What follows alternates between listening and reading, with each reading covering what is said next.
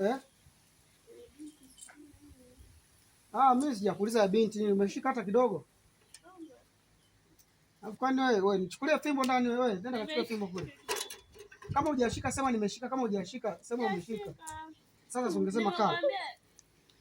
Kaa. Wewe nyie hizo sini 5 nilizowapatia asubuhi mmezishika. Sasa kwa nini mnaswaswa kwenye nanili kwenye usomaji wa script? Sema shida inaanzia hapa. Ukianza ile ya kwanza unaikumbuka ya 3. Kosa itabidi tuzibalance. Wewe Jose, wewe sini ulizotuma umeshika. Alafu mimi Jose naongea nawe uko busy na simu. Sidharau hizo. Wewe tulia basi nafungwa na wewe. Na simu kweli. Hiyo hela ujue. Sidharau hizo. Hiyo hela nafungwa. Aje kuweka hela ujue. Mimi naongea kwa nanili hiyo.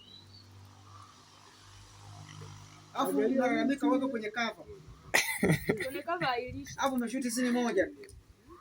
Sawa, sasa hivi tunataka tuwe serious, tupate tuokoe muda, sawa? Tunaenda tunafanya rehearsal wawili. Tunaanza na hao walioshika sini ya kwanza hao. Ndio hapa muda. Baada ya hapo wanafuata Msadoki na mama. Baada ya hapo wanafuata yule pale. Na wewe tena. Mimi na huyu. Wewe na huyu tena. Devota. Naelewana? Haya, wewe ndani nenda mkaendelea kushika sini. Nyie twendeni pia mkafanye rehearsal. Twende.